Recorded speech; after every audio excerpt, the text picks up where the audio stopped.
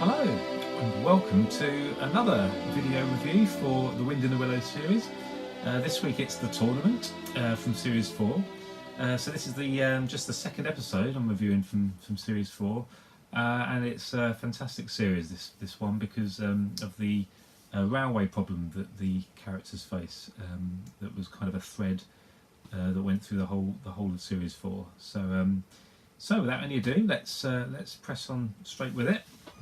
So I'm going to press play right now. Okay. So the tournament. This episode I remember very well from many years ago. I remember it as a child seeing it on a compilation video with episodes of Danger Mouse and Duck Killer, of course. There were many releases like that. And this one I really like. I mean, it's one of the funniest ones I think from series 4. Interesting crew. If we just have a look at the crew on this one. So this was directed by Chris Taylor, who is quite prominent in the whole series. And we've got the animators Andrea Lord and Monica McCartney. So yeah, very fine crew. And like I say, I think it's one of Brian Trimmer's best scripts in series 4. Lots of laughs in this one. Set in April, of course, as the narrator says here. Just turn it up a bit actually. A bit of a boot. Yeah, so set in April, and it's spring, of course, which it is now in 2019. Some of these stills actually we've seen before in the film. I don't know if you noticed one just then. So this is you could call it a typical episode in that Toad develops a new craze, but this opening scene is it's just one of my favourites in the whole series.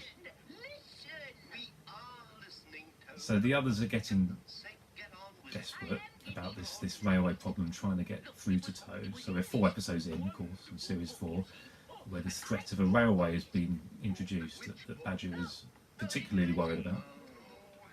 And throughout the whole of series 4, Toad just isn't interested. He doesn't care. He's much more self-centered, of course, much more interested in his own crazes and trying to get the others to hop on board with whatever it is he wants to do. And all this wonderful, this wonderful comedy of Toad getting irritated as well. And this is wonderful, this, where he mumbles just here.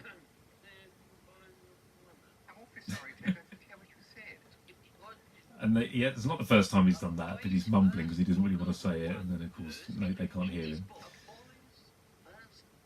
So he's been reading a boy's first book of wonders. And there's Ratty being typical Ratty, very sarcastic, certainly the Peter Sallis Ratty, saying all very learned. So jousting is the focus of this episode. Now, I like that, how Badger's just holding up the newspaper. He's much more interested in that, of course. Lovely shot there of the knight in armour you just saw in the foreground. There it is up there. And Badger's trying to bring Toad back to reality. And then Toad just completely dismisses that.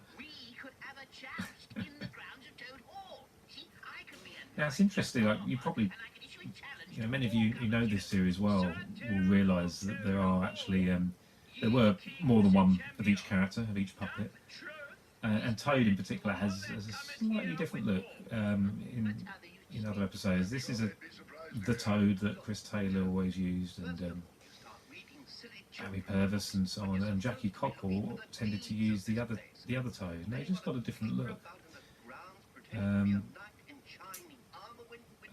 I mean, very fine animation either side. I mean, you had Paul Berry, who you could probably argue was the along with Barry, really understood Toad.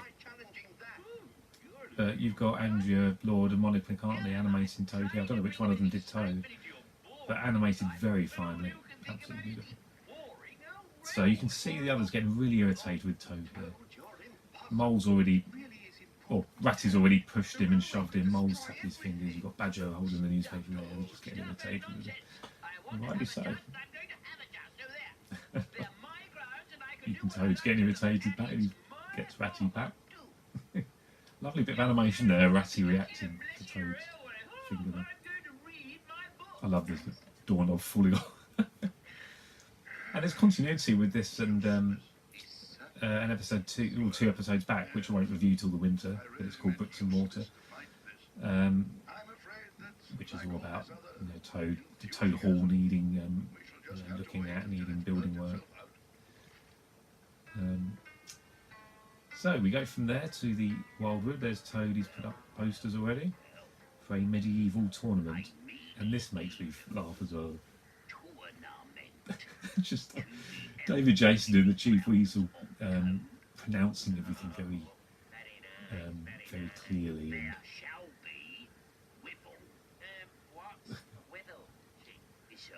And I love this comedy of henchman doesn't know what something is, and the chief is just like, well, I'm not telling you. Again, trying to cover up the fact that he doesn't know either. It's not, I never quite understood the point of the youngsters here. I guess it's showing they're just a bit concerned. But it's almost as if they'd gone off to tell somebody about the weasels, but that never takes place. There's no resolution to that.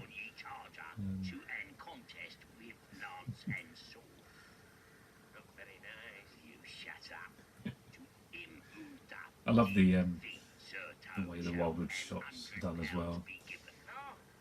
They've always got branches and whatever it is they put in front of the lights to cast shadows, so you always feel that you are in a wood. It's not just a few trees.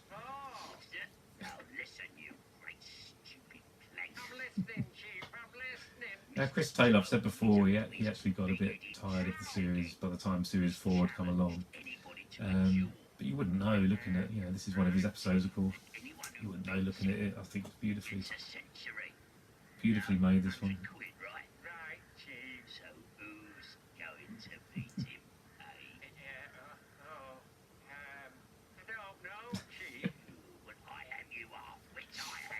Now, another thing I love about the weasels, these two, if you notice, the chief is always upright, very upright and kind of towering over the henchman. That henchman tends to be more sort of bent, and that wonderful weasel armature, lent itself to all of that movement.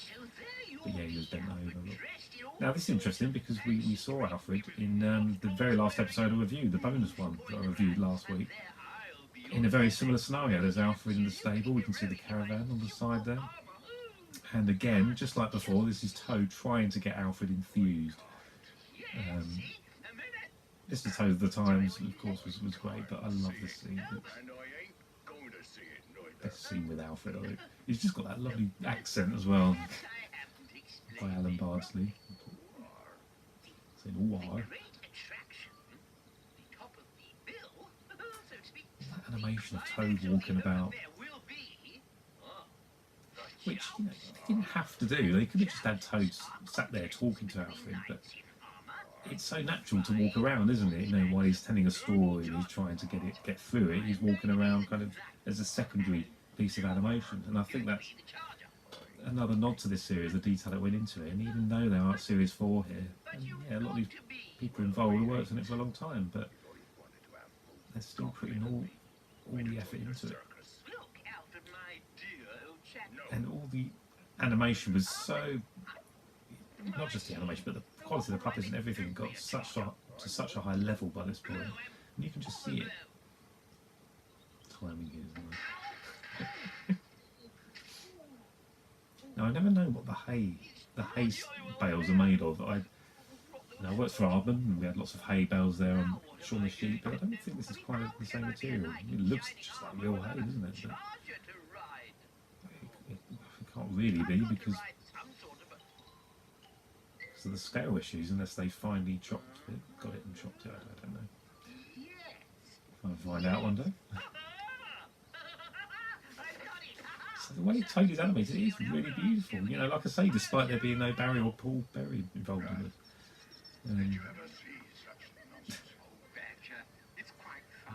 Wonderful wide shot that would have been a nightmare to animate. I mean, sometimes, I've very rarely criticised the series, but sometimes you just fall on that set, you know, you have like perfectly cut lawns for like Toad Hall, and they almost look too perfect. They almost look a little bit not as realistic when combined with everything else. They look a bit fake, a bit artificial. And it's basically just because you've got a smooth set. You can see there, there's no real texture to it. It just looks like a green floor, really. So you wonder if they could have added a bit more, I don't know, paint marks, scratches and so on. It just looks like a very polished floor.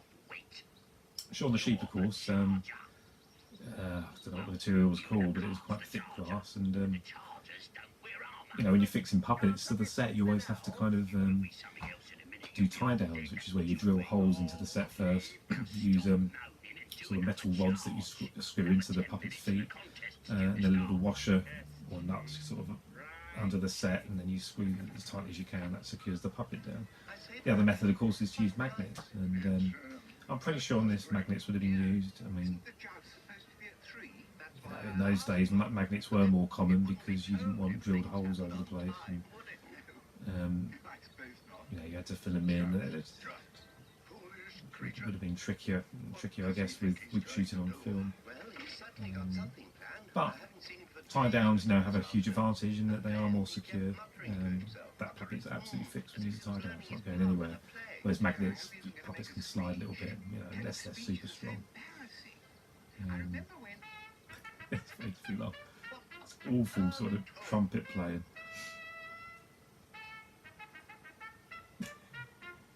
You know, he plays through that suit of armour, I don't know. That's not a trumpet, is it? What is that instrument? Look at that candy floss. I mean, it looks so real, doesn't it? I assume it would have been cotton balls or something. That's amazing. Oh my goodness! Ladies and gentlemen, welcome to this day of medieval delights. Thank you. I've done my fair share of shots like that, characters cheering. They're not the nicest shots to animate, because it's nice when you watch them back when you're done, but it's just a bit of a pain to do. Everyone cheering and doing the same thing.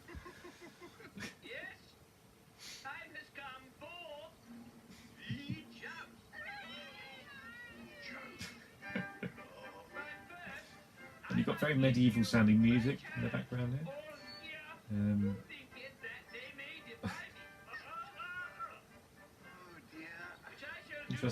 Interestingly, those what do you call them? Those teepees in the back, teepees, those tent-like things. What do you call them?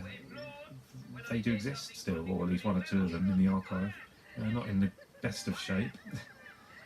It lasted particularly well, but I think they can be restored and look perfect there, of course. This set, of course, is seen, I think, from Series 2 onwards.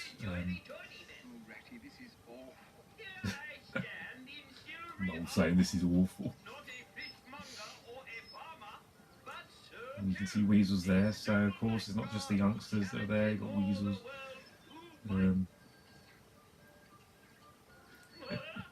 The glass didn't look too bad then, didn't it, actually, looking down on it? It's not so good from when you're at sort of the character's level. It's level.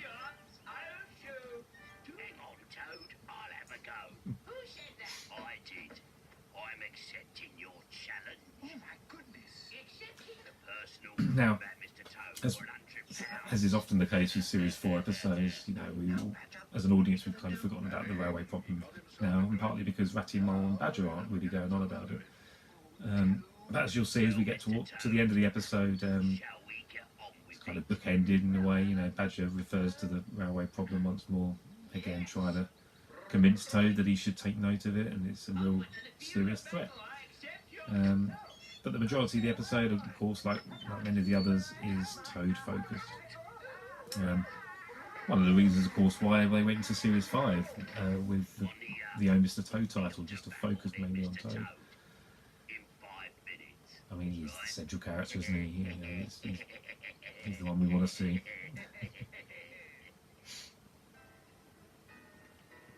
Toad, I really don't think you ought to do this. I'm not afraid of the Chief Weasel. Now, Toad being stupid again, he's kind of challenging the Chief Weasel, or allowing the Chief to challenge himself to have a fight with him. Ratty's right, Toad. It isn't as if you've got a charge And of course he needs a charger. Now Alfred would have been ideal, wouldn't he, as a charger? A Toad riding on a horse. That I would have loved to have seen. It would have been a nightmare to animate, but it's very in character for Alfred to absolutely refuse. So now we're all sitting here wondering, oh, what is his charger going to be? If you've seen this episode, you know full well what it is. But it's a genius solution. I like this animation of the suit of armour, you know, struggling to get out. And you can kind of feel the awkwardness of it.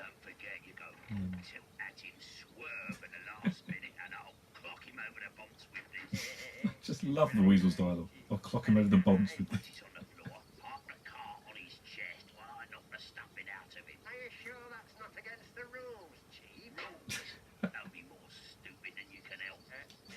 Some of my favourite Weasel lines in this. Don't be more stupid than you can help. Toad, please don't.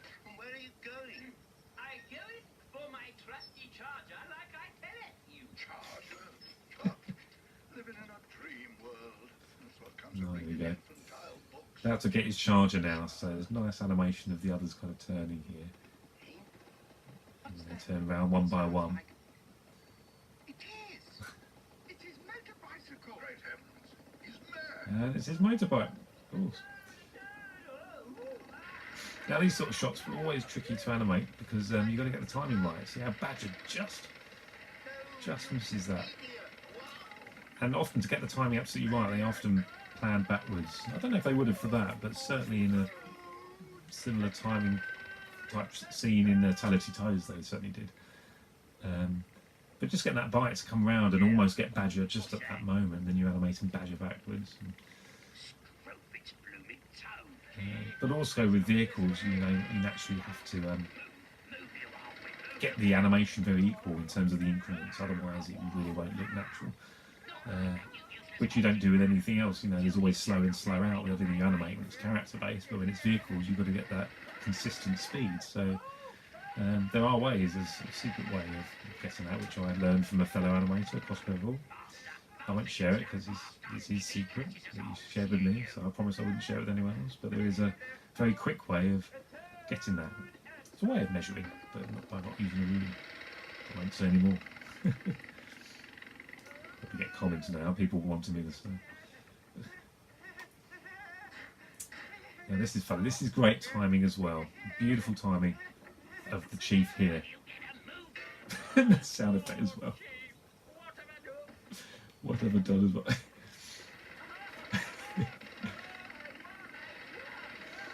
It makes me laugh every time. My dad as well. My dad used to find this one so funny. He watched it so many times. He's hanging up the top there. There's a shot there of him as the knight in armour there that was using the titles for Mr. Toad.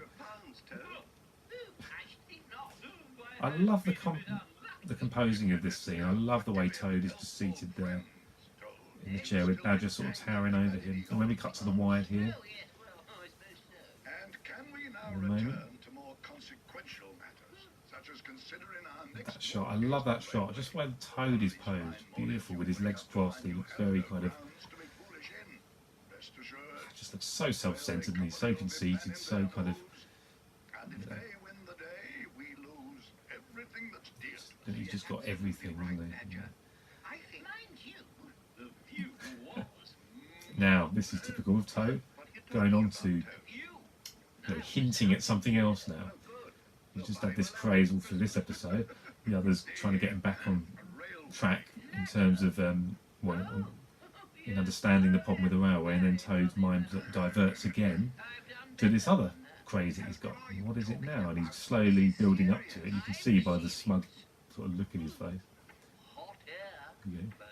Hot air ballooning, he says. Now, interestingly, you think there is a hot air balloon episode. It's one of my favourites, but it's not the next one. Funny enough, it is the next one directed by Chris Taylor, but it's not the next one that was broadcast. It was actually an episode between them called Lord Toad, which of course we'll review next month. I like that falling backwards and the typical O-Toad at the end. But yeah, Lord Toad is the next one in this series, yeah, I mean, series 4 is going to take us all year to get through them because there's one in each month of the year. And then of course bookended by a new year, so you've got 2 sort of January episodes. That's why you make 13 episodes out of 12 months. Of course. So there we go, that's the tournament. One of my, like I say, one of my absolute favourites. I feel bad it's over when there's so much more I could have said about it. But in a sense, there's not a huge lot you can say. It's kind of like, it is what it is. It's a very funny episode, very typical in the sense that it is like, yeah, Toby the Craze again. But what I love about it is the comedy. You know, it's one of the funniest episodes. And there's a lot of those in Series 4, definitely, and Series 5. Yeah, some just wonderful one-liners. Brian Truman just did a wonderful witty script for that. So yeah, love it. So there we go. So thanks very much for joining me for that. Hope you enjoyed it. Please, like as always, do leave comments either on my blog or on YouTube itself or Facebook. Yeah, wherever you're watching this. So next week, oh no, what am I looking at? Next week, oh, an absolute classic next week. It's Mayday. Mayday is, of course, another spring episode, as we're still in spring. And Mayday is coming up. We're watching it slightly after Mayday itself. But yeah, absolutely fantastic classic episode that's on the Spring Follies video that's available on video for years, basically. So do join me for that, and I will see you then. So thanks very much. Enjoy the lovely spring weather. It's got not as good at the moment, but hopefully it'll be back. And I shall see you soon. Thanks very much, and cheerio.